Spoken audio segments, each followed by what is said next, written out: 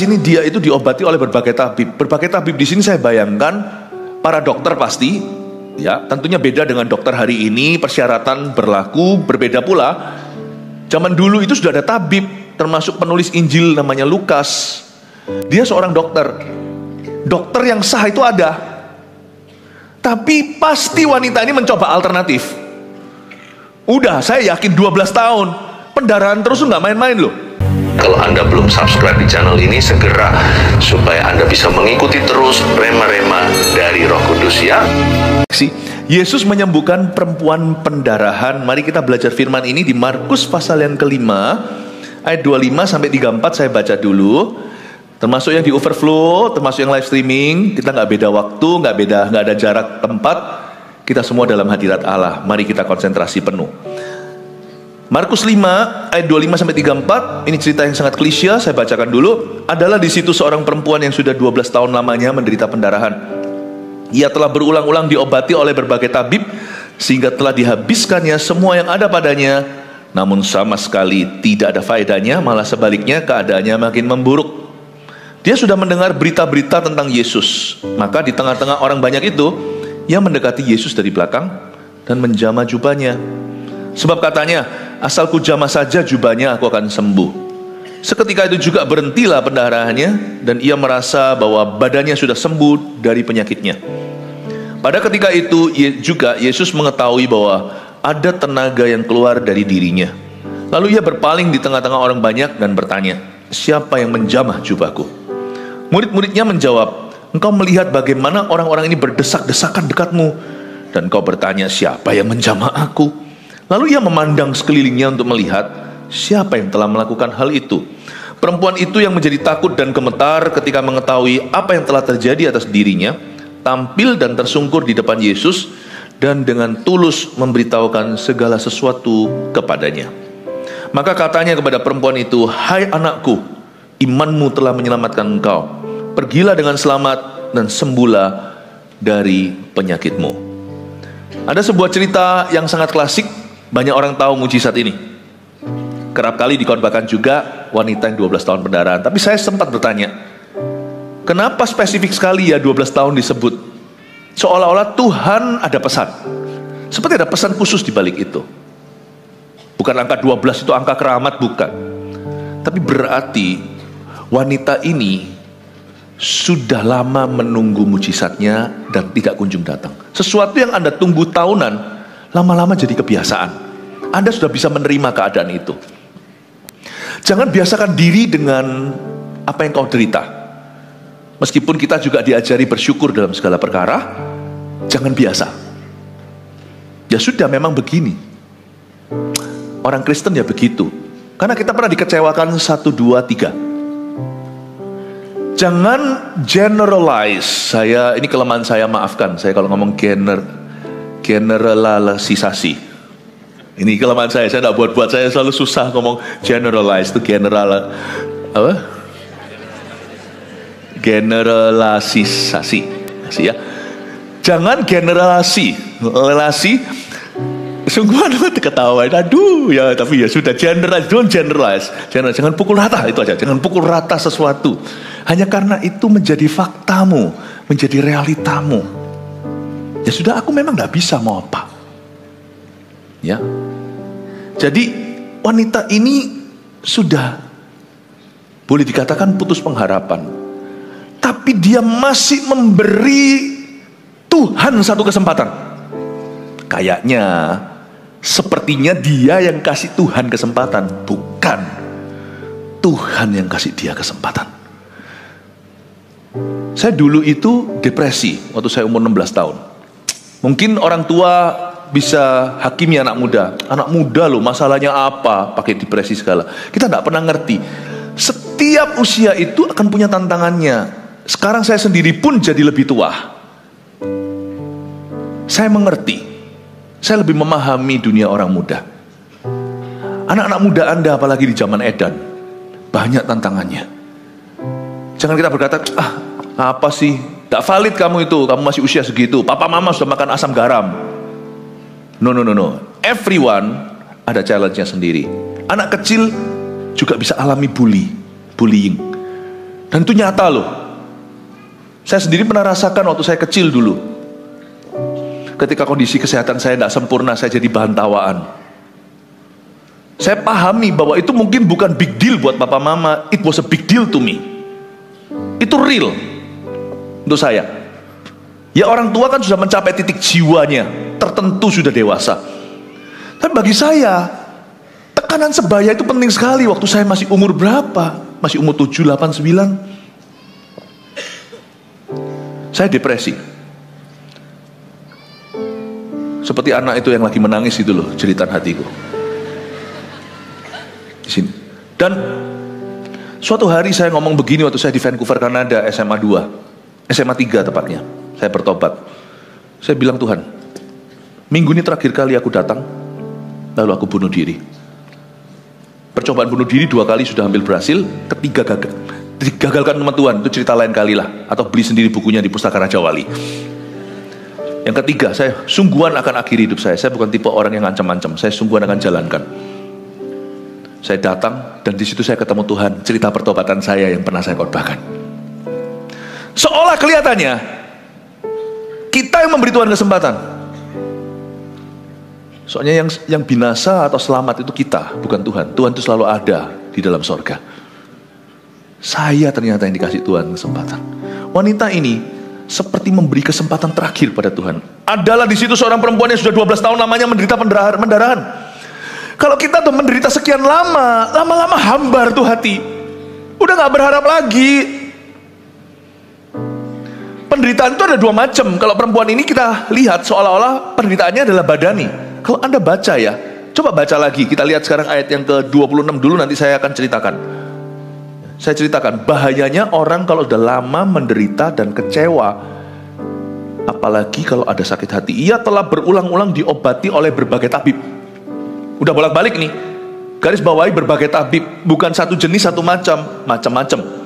Sehingga telah dihabiskannya semua yang ada padanya. Habis-habisan tuh.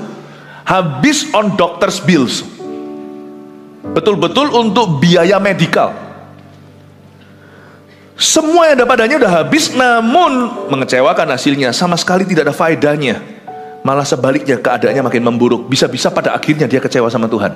Sangat gampang. Kecewa sama manusia sampai kecewa sama Tuhan itu tipis nanti. Karena Tuhan gak kelihatan. Jadi kalau kita kecewa sama orang, gampang hati kita itu akhirnya kecewa sama Tuhan. Dikatakan di sini dia itu diobati oleh berbagai tabib. Berbagai tabib di sini saya bayangkan para dokter pasti, ya tentunya beda dengan dokter hari ini. Persyaratan berlaku berbeda pula. Zaman dulu itu sudah ada tabib, termasuk penulis Injil namanya Lukas. Dia seorang dokter. Dokter yang sah itu ada. Tapi pasti wanita ini mencoba alternatif. Udah, saya yakin 12 tahun pendarahan terus nggak main-main loh. Pendarahan terus loh. Wanita yang pernah mengalami pendarahan, mungkin ada di antara Anda misalnya, kalau mengalami pendarahan itu lemas. Gak langsung, tapi kalau terus-menerus bisa bahaya nyawa. Tanya dokter aja. Saya pendeta orang awam soal ilmu medis, saya nggak tahu apa-apa.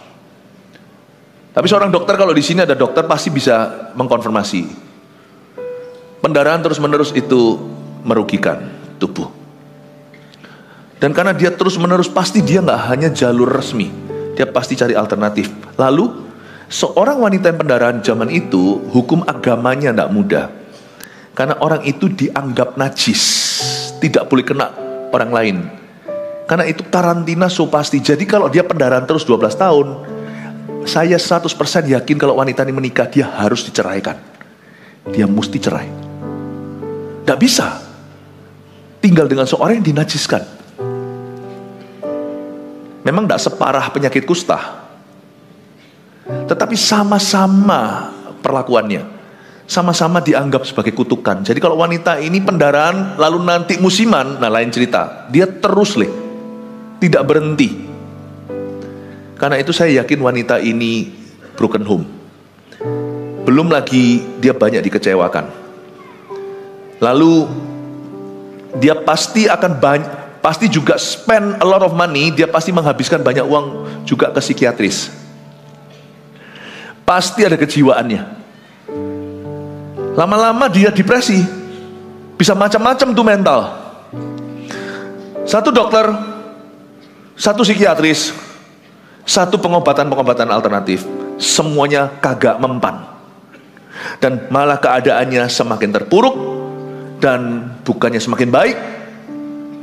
Hidupnya bukan hanya dari sisi jasmani, hubungan, karir, pasti dia berhenti dari pekerjaannya. Hidupnya semakin buruk setiap harinya. Orang ini mengalami dua macam penderitaan. Penderitaan badan dan penderitaan jiwa. Batinnya terluka, dia butuh inner healing atau kesembuhan batin. Tubuhnya sakit, dia butuh kesembuhan ilahi. Orang ini datang ke Yesus. Saya mau bicara dulu tentang penderitaan jiwa kita. Gak ada orang itu yang tahan. Pendeta pun tidak kebal. Kalau kita tidak bisa menemukan solusinya, jangan-jangan nanti kita akan melakukan sesuatu yang bodoh. Tekanan dalam jiwa kita itu, kalau kita tidak datang ke Tuhan, itu bahaya. Seorang yang bernama Yohanes Pembaptis, seorang nabi besar, dia nabi terakhir perjanjian lama, nabi pertama perjanjian baru. Dia adalah older cousin, setengah tahun lebih tua dari Yesus Kristus, anak Elizabeth kan. Dan dia ini yang menyiapkan jalan untuk Tuhan. Waktu dia di penjara cukup lama, lalu pengikutnya lupa sama dia. Tidak ada yang lebih menekan daripada kesepian. Orang ini dalam penjara. Waktu dalam penjara, mungkin kita tidak dalam penjara, mungkin kita dalam semacam penjara jiwa.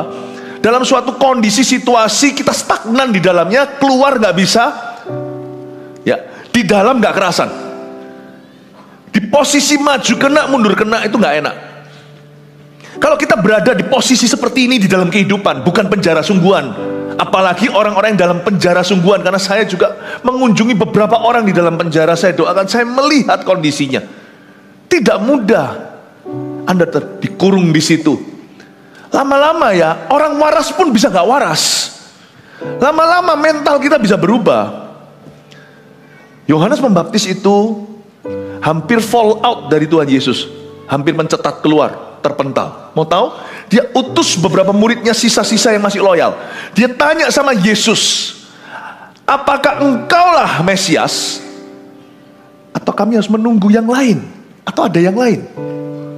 Coba pikirkan, bayangkan. Yohanes Pembaptis itu datang dalam roh Elia. Kalau ngomong soal Elia juga sama. Elia itu pernah lari ke goa, minta mati, bukan bunuh diri, minta Tuhan cabut nyawa. Elia, ini Yohanes Pembaptis versi perjanjian barunya, orang yang sakti, dahsyat pelayanannya. Dia pernah sekali waktu baptis banyak orang itu, dia tunjuk ke Yesus Kristus yang tung lagi datang. Dia berkata, itulah anak domba Allah. Dia yang nunjuk loh, itu. Dia yang mengidentifikasi Yesus Kristus. Dialah orangnya, gak usah nunggu lagi. Dialah anak domba Allah yang mengangkut dosa dunia. Membuka tali sepatunya pun aku tidak layak. Aku membaptismu dengan air, dia akan membaptismu dengan Roh Kudus tanpa batas. Waktu di penjara berubah dia. Yohanes Pembaptis itu boleh dikatakan near binasa. Bahaya kan? Batu penjuru itu Yesus. Tapi batu itu kalau kita gak percaya menjadi batu tumpuan kita. Menjadi tumpukan kita. Menjadi batu sandungan. Dia berkata sama murid-muridnya, tanya, apakah kamu atau aku harus tunggu orang lain? Atau ada yang lain? Langsung Yesus berkata sama dia dalam bahasa Mesias. Yohanes ngerti. Karena Yohanes Pembaptis itu semacam rabi, semacam guru. Diberitahu, kamu beritahu ya, apa yang terjadi? Orang buta melihat, dan kepada orang miskin diberitakan rahmat. Salah satu tanda Mesias di Yesaya, kesembuhan pertama yang dia lakukan adalah the blind would see. Mesias disuruh sampaikan. Lalu Yesus berkata kalimat terakhirnya, suruh utusan itu untuk menyampaikan kembali kepada tuannya. Berbahagialah mereka yang tidak kecewa akan aku. Kata bahagia di situ adalah selamatlah mereka. Berbahagialah di situ adalah blessed. Berkat terbesar adalah keselamatan. Berbahagialah kamu. jikalau kamu tidak kecewa akan aku dan meninggalkan aku. Waktu saya baca ini, saya sebagai pendeta saya gentar. Yohanes Pembaptis itu kalibernya di atas semua kita. Dia kalau kecewanya itu lama-lama jadi kronis, akut di sini. 12 tahun pendarahan, dia bukan wanita, jadi bukan pendarahan dari rahim, bukan dari sel, bukan dari kandungannya, tapi pendarahan hidupnya. Kenapa aku begini dan begitu? Kalau dia tidak bawa ke Tuhan, dia hampir terpental keluar. Ada satu lagi orang yang kecewa sama Tuhan, namanya Yudas Iskariot. Karena dia melihat kok tidak kunjung datang waktu Tuhan Yesus memberi makan 5.000 orang. Wah, dia sudah GR, dia merasa inilah raja. Karena Yudas itu menginginkan agar supaya Yesus itu nanti yang jadi juru selamat politik bangsa Israel, membebaskan dari jajahan Roma supaya nanti berdiri negara Israel secara independen. Dia bukan menunggu Independence Day untuk dosa, untuk manusia, untuk orang-orang dibebaskan dari dosa dan maut. Dia menunggu Independence Day secara politik. Yudas lihat gimana, dan dia juga lihat kenapa Yesus tidak mengentaskan kemiskinan di dunia. Kenapa dia memberitakan kerajaan Allah? Lama-lama dia kecewa, dan dia jual Yesus. Rasul jatuh, nabi jatuh. Yang satu binasa, yang satu nyaris, yaitu Yohanes Pembaptis. Please Bapak Ibu Saudara, kalau ada di sini yang pendarahan hidupnya, apapun situasimu yang membuatmu berdarah-darah, tidak ada kematian lain yang bisa menebusmu, dan tidak ada orang lain yang bisa menyelamatkanmu, kecuali hanya Yesus Kristus Tuhan. Datanglah kepadanya, karena dia pasti akan mengangkat kuk dan bebanmu. Dia sama, dia tidak berubah, dahulu, sekarang, dan selama-lamanya. Berarti hari ini dia tetap akan mendengarkan dan membantumu. Dia tetap akan menolongmu. Yang percaya katakan amin. Sekarang kita melihat dulu dari penderitaan jasmaninya. Sekarang kita bicara ke arah penderitaan jiwanya tadi. Sekarang penderitaan jasmaninya. Dia sudah mendengar berita-berita tentang Yesus. Ayat 27. Maka di tengah-tengah orang banyak itu, ia mendekati Yesus dari belakang dan menjamah jubahnya. Dia sakit pendarahan 12 tahun. Tapi selama itu dia mulai mendengar, terakhir-akhir ini dia mulai mendengar berita-berita tentang Yesus. Bapak Ibu Saudara, waktu imanmu lemah, makanlah firman. Iman timbul dari pendengaran. Jangan dengarkan segala sesuatu yang beredar. Jangan jauh dari Alkitabmu. Justru waktu kita keruh, minta tolong Roh Kudus terangi. Bukankah kalau kita itu semakin buram, harus dekat pada lampu? Firman ini pelita bagi kakiku, terang bagi jalanku. Jangan sampai Anda itu kita meninggalkan Alkitab. Kadang-kadang ya ironisnya, waktu saya dalam masalah, dalam penderitaan, atau ngalami apa, dalam pergumulan, kita itu memang harus sengaja seret kaki kita ke arah firman. Karena secara naluri Adam dan Hawa, kita itu maunya pergi dan meninggalkan. Alkitab itu biasanya the last resort atau alamat terakhir yang kita buka. Itu pun gak tentu dibuka. Ada apa-apa itu secara insting kita itu maunya hadapin sendiri, pakai filosofi. Otak kita itu berputar pakai hikmat sendiri. Saya belajar sesuatu. Kemenangan dalam hidup ini hanya didapatkan dalam firman. Wanita ini ketika dia sakit pendarahan, belum lagi sakit secara batinnya, dia ditolak kiri kanan. Yang dia lakukan, dia dengar berita-berita tentang Yesus itu, dia hampiri Yesus. Kalau Anda dan saya mau terus dengar berita-berita tentang Yesus, buka firman, dengarkan khotbah. Jangan sampai kita itu lengah. Karena iman itu timbul dari pendengaran. Justru kalau kita butuh sebuah mujizat misalnya, justru kita harus merapat pada firman Allah, dengarkan berita-berita tentang Yesus. Berita-berita tentang Yesus juga bisa didapatkan lewat kesaksian orang lain. Jadi ada dua hal yang saya sarankan. Satu, firman murni. Ini protein rohani, langsung jegur, langsung terjun ke dalam firmannya. Nggak usah pakai buku A, buku B, buku C, langsung the Bible, B-I-B-L-E, Alkitabiah. Langsung masuk ke sini. Tapi juga Tuhan bisa pakai kesaksian orang lain.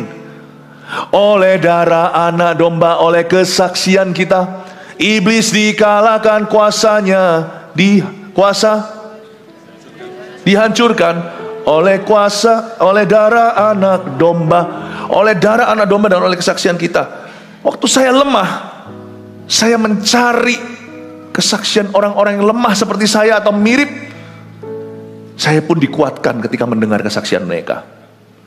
Itulah mestinya kita juga harus rajin bersaksi, termasuk di dalam CG atau kelompok sel group, connect group kita. Bersaksilah di sana. Hari ini sepanjang hari, tadi kita gandeng tangan setiap ibadah, nanti juga. Saya percaya itu setrum ilahi terjadi. Banyak orang yang disembuhkan. Kita tuh melihat kesembuhan demi kesembuhan itu terjadi tiap minggunya. Kesembuhan ilahi, kesembuhan badan. Tapi nanti ini di ibadah sekarang tidak akan ada orang yang maju ke atas kesaksian seperti festival kuasa Allah. Saya anjurkan kesaksian-kesaksian diceritakan nanti di CG-CG.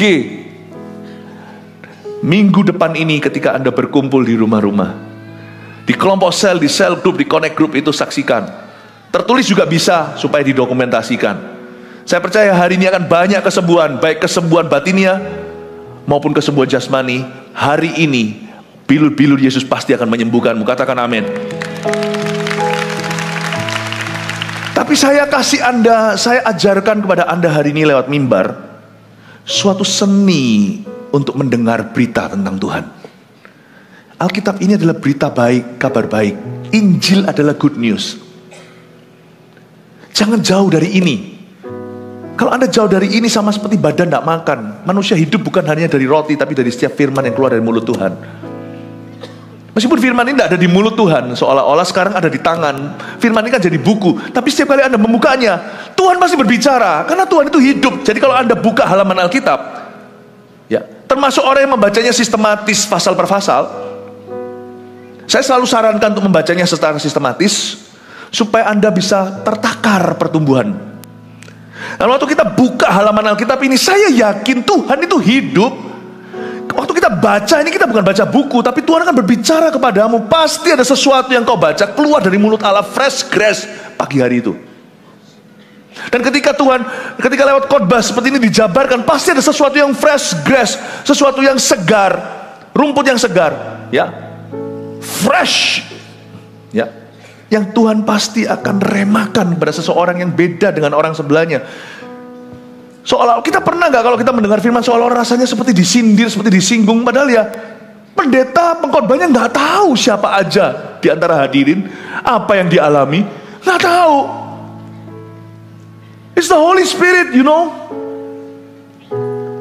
that He's speaking to you directly, even though indirectly through me, sekalipun secara tidak langsung melalui pengkhotbah, tapi Dia berbicara langsung dalam hidup Anda. Karena Dia ada di hatimu. Dia akan bicara sesuatu yang fresh setiap kali Anda membuka Alkitab. Karena itu kalau Anda mau dapat berita-berita tentang Yesus seperti wanita ini. Wanita ini mujizatnya bukan karena imannya muncul tiba-tiba, tapi imannya timbul dulu dari pendengaran. Dia dengar berita-berita. Mungkin dia pernah dengar pengajaran Yesus, berbahagialah orang yang begini begitu, yang menderita. Berbahagialah orang miskin di hadapan Allah, berbahagialah orang yang dihina, yang dianiaya. Dia pernah dengar pengajaran Yesus. Minimal kalau nggak secara langsung, dia dengarkan tetangganya rasan-rasan. Apa yang Yesus ajarkan? Dia dengar itu dia tertarik, terharu. Lalu kesaksian orang-orang sembuh. Saya yakin wanita ini pasti pernah tahu ada orang lain, mungkin tidak separah dia atau lebih parah dari dia, yang pernah disembuhkan oleh Tuhan. Sebelum itu kan ada cerita orang kusta yang sembuh. Itu pasti heboh tuh satu Yerusalem. Oh, ini nggak di Yerusalem, di Galilea misalnya. Pasti heboh, karena belum ada orang kusta sembuh itu. Belum ada. Dia dengar kan, waktu dia dengar semua berita-berita ini, hatinya tergugah. Tak tersembunyi kuasa Allah, kalau lain ditolong saya juga. Tangannya terbuka, menunggulah. Tak tersembunyi kuasa Allah. Dia dengar tetangganya ngalami ini, dia dengar si tuli mendengar, si buta melihat. Tak tersembunyi kuasa Allah. Tiba-tiba dia rindu, kalau lain ditolong, saya juga. Tangannya terbuka, menunggulah. Tak tersembunyi kuasa Allah. Waktu kita fokus pada firman-Nya, baik firman yang dalam bentuk firman maupun firman dalam bentuk kesaksian orang dan pengalaman hidup orang dengan Tuhan, hatinya muncul kerinduan dan timbul iman. Iman itu tidak timbul tiba-tiba. Dia ada bahan bakunya. Bahan bakunya namanya good news. Makanya kalau kita mau mengalami perkara-perkara Allah dalam hidup kita, jangan jauhkan diri dari firman Tuhan. Amin. Waktu saya baca gini itu saya terharu melihat. Saya berkata, Tuhan, perempuan ini mencari. Dan dia mencari di tempat yang benar. Kita lihat ayat 28. Sebab katanya, asal ku jamah saja jubahnya aku akan sembuh. Perempuan ini tidak pengalaman. Imannya agak salah. Bukan salah lah, imannya itu tidak sempurna. Kita semua itu falas imannya. Tapi kok Tuhan dengar ya? Ayat 28 ini dia berkata, asal ku jamah saja jubahnya, aku akan sembuh. Perempuan ini masih ada superstisi, ada sesuatu pada jubah Yesus. Tapi kenapa kok Tuhan tetap main di level itu? Kok Tuhan mau ya? Kalau saya ya, kalau orang salah saya benerin dulu. Kalau Tuhan sembuhkan dulu. Nah itulah bedanya kita dengan Tuhan. Nah, aku gak mau dibaptis. Kenapa? Aku tunggu sampai sempurna semua. Loh, memang kita kalau dibaptis gak boleh di luar kesadaran. Makanya orang koma gak dibaptiskan. Dia harus sadar tahu apa yang dia lakukan. Tapi kalau Anda tunggu sempurna, forever and ever, amin, tak akan pernah dibaptiskan. Tapi ketika Anda berkata, aku mau ikut Yesus, aku percaya bahwa dia adalah anak Allah, dia adalah juru selamatku, cukup. Meskipun kita merasa bahwa hidup kita masih fales, Tuhan tuh terima kita apa adanya loh. Tuhan tuh terima. Wanita ini gak sempurna, jangan contoh imannya, karena hanya kali ini saja sepanjang sejarah kitab-kitab Injil yang Yesus menyembuhkan lewat jubah. Yesus harusnya bukan asal ku jamah saja jubahnya, tapi kita mesti percaya pada orangnya, pada Yesusnya. Iman perwira itu jauh lebih sempurna. Asal kau ucapkan satu patah kata aja, karena I know who you are. Aku ini juga atasan, aku juga bawahan. Aku kan perwira menengah. Di atasku ada orang-orang lebih pangkat, di bawahku ada anak buah. Aku ucapkan pergilah, pergi. Kalau aku suruh datang, anak buahku gak berani, tidak melakukan. Tuhan, aku tahu siapa engkau, raja di atas segala raja. Engkau adalah Tuhan, bukan hanya Rabi. Engkau adalah Rabuni, bukan hanya guru. Engkau maha guru. I know. Bumi langit semua di bawah kakimu. Ucapkan satu kata, hambaku akan sembuh. Yesus terkejut, tercengang dan berkata, bukan terkejut, dia sudah tahu, tapi dia terkagum karena melihat di antara orang Israel aja gak ada iman begituan. Karena perwira ini sekalipun orang Itali, bukan orang Yahudi, bukan umat perjanjian lama, bisa kenal Tuhan, lebih hafal daripada orang-orang yang belajar Taurat. Tapi kalau wanita ini masih superstisi, dia bukan menjelaskan karakter Yesus, siapa dia sesungguhnya, imannya masih ke arah jubahnya itu loh. Kalau aku jamah, aku akan sembuh. Tapi saya gak ngerti kenapa Tuhan tetap sembuhkan. Karena iman itu boleh fales, asal arahnya ke Yesus, Tuhan terima. Tapi nanti Tuhan juga akan perbaiki. Kita lihat ayat yang kedua, 29. Seketika itu juga berhentilah pendarahannya dan ia merasa bahwa badannya sudah sembuh dari penyakitnya. Perempuan pendarahan yang paling tahu, tiba-tiba kok kuat ya, kok seger ya, kepingin beraktivitas ya, tadi lemes, kepinginnya di rumah, gak kepingin ketemu orang. lalu bisa hitam-hitam gitu, kayak mau pingsan, kayak kurang air, seperti dehidrasi. Pokoknya pada ketika itu juga Yesus mengetahui ayat 30 bahwa ada tenaga yang keluar dari dirinya. Lalu ia berpaling di tengah orang banyak dan bertanya, siapa yang menjamah jubahku? Who touch me? Wow, siapa jamah aku? Mengundang protes murid-muridnya tentunya. Coba kita lihat dulu, ada tenaga yang keluar dari dirinya. Dalam Kristus ada satu teori, dan teori ini bisa jadi realita kalau kita beriman. Kesehatan yang menular. Di dalam dunia, hukum di bumi ini, sakit yang menular. Orang sakit sama orang sehat, kalau penyakitnya menular, mereka saling jamah. Siapa kena apa? Masa orang sakitnya jadi sehat, orang sehatnya yang jadi sakit? Betul atau enggak? Tapi dalam dunia Tuhan, hukum berlaku berbeda. Dan imanlah tombolnya. Ketika Yesus ketemu sama wanita pendarahan ini, wanita pendarahan ini sembuh. Kemarin dulu Yesus ketemu sama orang kusta, ini penyakit menular sungguhan, kalau pendarahan gak menular. Waktu dia pegang orang kusta ini, orang kustanya sembuh, bukan Yesusnya yang kusta. Di dalam kerajaan Allah ada satu hukum rohani yang tidak kelihatan, dan itu tombol on off-nya adalah iman, percaya pada Tuhan. Ada yang namanya kesehatan atau kesembuhan yang menular. Makanya dalam hukum ini dianjurkan gereja mula-mula untuk tumpang tangan pada orang sakit. Tanda ini akan menyertai orang yang percaya. Mereka akan menumpangkan tangan atas orang sakit, orang itu sembuh. Ada kontak fisik di situ, tapi dalam iman. Tanpa iman, itu cuma pegang-pegangan. Tapi dengan iman, namanya tumpang tangan, terjadi sesuatu impartasi. Dan sumbernya bukan manusia, bukan para rasul, bukan para murid Yesus. Sumbernya adalah Yesus Kristus. I want you to believe that prayer still works, bahwa kesembuhan ilahi masih terjadi. Dan Yesus bertanya, siapa yang menjamah aku, menjamah jubahku? Murid-muridnya menjawab ayat 31. Engkau melihat bagaimana orang-orang ini berdesak-desakan dekatmu, dan engkau bertanya, siapa yang menjamah aku? Protes murid-muridnya. Tapi Yesus itu begitu wibawa, tidak digubris loh. Yesus itu gak suka berdebat, karena dia punya fokus itu adalah nolong orang. Dia punya fokus itu adalah untuk menyelamatkan. Aku datang, anak manusia datang untuk menyelamatkan yang terhilang. Dia gak mau berdebat dengan orang yang bingung dan sok tahu.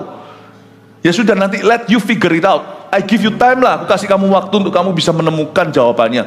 Toh nanti akan kelihatan sendiri. Tapi Yesus tuh fokusnya itu kepada wanita ini. Lalu ia memandang sekelilingnya ayat 32 untuk melihat siapa yang telah melakukan hal itu. Sama sekali tidak meresponi murid-muridnya. Murid-muridnya ini dengan Yesus ada perbedaan yang sangat kontras. Yesus berkata, siapa yang menjamah jubahku? Murid-muridnya protes, mengapa engkau bertanya siapa menjamah aku? Dalam bahasa Inggrisnya dulu, Yesus tanyanya, who touch me? Touch, itu jamahan. Tapi murid-muridnya berkata, kenapa kau tanya, who touch you? Siapa yang menjamahmu? Yang everyone bump into you. Tahu ya, bedanya jamahan dan senggolan itu beda. Yesus tanya, siapa yang jamah saya? Murid-muridnya berkata, semua orang senggol Tuhan. Tuhan gak tanya siapa senggol aku. Banyak orang yang senggol Tuhan Yesus, tapi gak pernah menerima dia. Dalam pelayanan juga sama. Yudas Iskariot misalnya, kurang apa? Dia itu rasul sudah. Tapi Yudas tidak pernah menjadikan Yesus Tuhan. Kalau Anda baca di Alkitab, Pol-polnya dia hanya sebut Yesus guru. Petrus pernah, enyahlah Tuhan daripadaku, sebab aku orang berdosa. Ketika penangkapan ikan secara ajaib itu, dia merasa gak layak terima berkat itu. Banyak cerita di Alkitab orang yang menyenggol Tuhan. Ada yang menyenggol urapan, seperti Raja Saul misalnya yang berakhir bunuh diri. Anda kan terkejut ya, di neraka suatu hari, hanya Tuhan yang tahu, kita gak tahu. Hanya Tuhan yang tahu siapa-siapa yang ada di neraka nanti, atau yang sekarang ini. Anda akan terkejut, ternyata banyak orang pernah nyenggol Tuhan dalam hidupnya. Banyak orang. Makanya tidak akan keluar ayat seperti ini di dalam firman. Bukan mereka yang berkata Tuhan, Tuhan, berseru Tuhan, Tuhan masuk kerajaan sorga. Lalu ada yang protes, Tuhan, Tuhan, Tuhan, bukankah engkau makan bersama kami di kota kami? Engkau makan bersama kami di kota kami. Banyak orang yang senggol Tuhan. Yesus tidak tanya siapa senggol aku, siapa pegang aku, siapa jamah aku. Siapa yang sungguh-sungguh mengharapkan kepada aku, siapa yang sungguh-sungguh punya ekspektasi sama aku, siapa yang serius mempertimbangkan firman-Ku, siapa yang sungguh-sungguh menerima aku, siapa yang sungguh-sungguh berserah penuh. Dia tidak tanya siapa senggol saya. Semua orang senggol lah. Misalnya Anda berada dalam suatu kondisi gawat darurat, semua orang mau keluar ke exit, Anda berdiri di dekat, pasti semua orang akan senggol Anda. Kalau nggak tabrak Anda sampai jatuh. Dia nggak tanya siapa senggol aku, siapa pegang aku. Dia tanya siapa jamah aku. Who touched me? Who believed in me? Siapa percaya kepadaku? Siapa yang berani pegang aku berdasar perkataanku? Siapa yang berani mempertaruhkan segalanya untuk mengikuti aku? Siapa yang berani mempertaruhkan sesuatu demi kepercayaannya akan janjiku, demi keyakinannya? Siapa yang menjamah aku? Perempuan itu menjadi takut dan gemetar ketika mengetahui apa yang telah terjadi atas dirinya. Ayat 33. Tampil dan tersungkur di depan Yesus dan dengan tulus memberitahukan segala sesuatu kepadanya. Wanita itu tulus menyampaikan. Bukankah itu esensi doa? Esensi doa, esensi worship, esensi ibadah, esensi percaya adalah tulus beritahukan segalanya kepada Tuhan Yesus. Jangan kau lari. Punya penderitaan, lari ke Yesus. Penderitaan badan, lari ke Tuhan. Penderitaan mental, penderitaan jasmani, penderitaan jiwa kita, lari ke Tuhan Yesus. Don't run away, run to Him, not run away from Him. Kemanakah aku dapat pergi menjauhi Roh-Mu Tuhan? Ku berlari mendaki ke langit, namun Engkau ada di sana. Taulah lagunya, saya ngambilnya kunci ketinggian soalnya. Jangan lari, tapi datanglah. Ayat 34, maka katanya kepada perempuan itu, hai anakku. So sweet.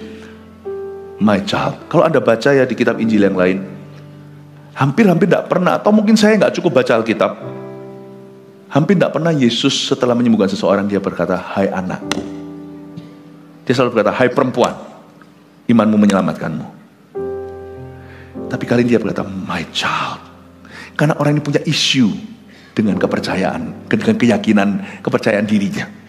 Karena orang ini sudah ditolak kanan kiri, dan dia merasa dia sudah sebagai outcast, orang-orang yang dijauhi, dihindari, yang dikucilkan. Yesus berkata, hai anakku,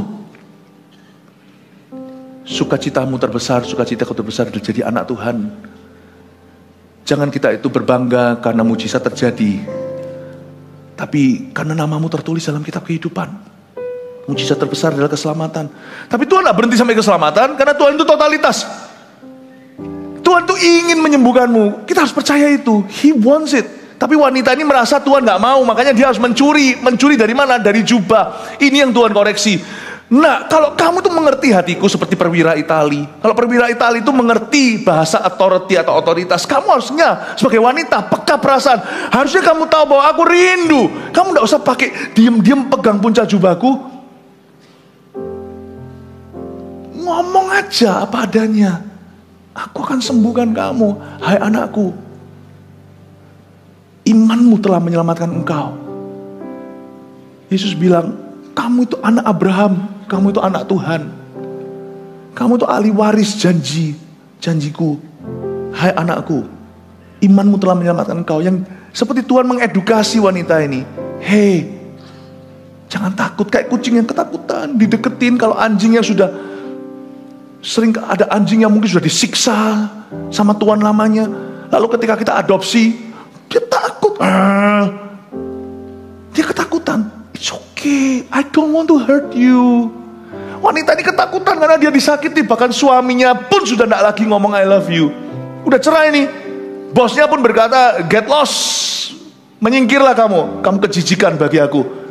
Nanti gara-gara kamu produk kita tidak dibeli karena tidak kosher, tidak halal. Dia ketakutan. Yesus datang dengan approach dengan lemah lembut. Karena masalah wanita ini bukan hanya pendarahan, tapi hatinya juga berdarah. hai anakku. Loh, kalau anak kan tidak usah mencuri. Ngapain diam-diam aku curi dari toples itu? Bukankah di meja makan semua milikmu? Kecuali kita tidak merasa anak, kita merasa budak. Itu yang Yesus sembuhkan. Kesembuhan batin terjadi.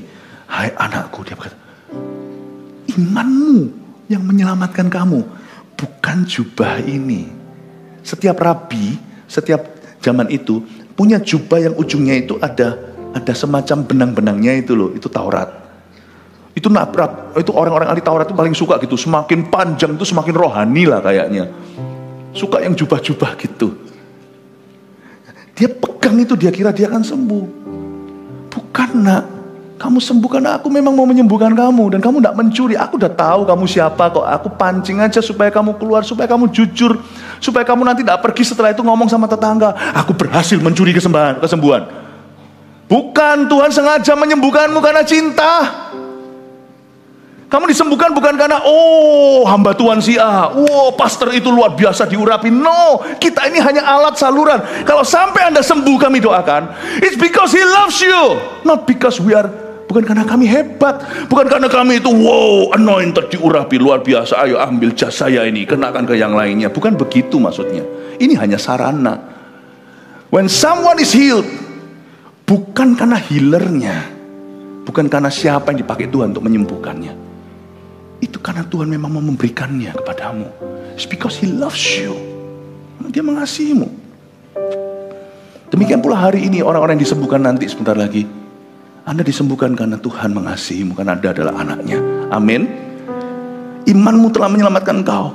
Wanita ini dipanggil keluar dari kerumunan supaya menampakkan dirinya. Karena wanita ini supaya tidak dikucilkan lagi, supaya semua orang tahu kesembuhannya sah, supaya nanti pekerjaannya kembali, supaya nanti rumah tangganya pulih.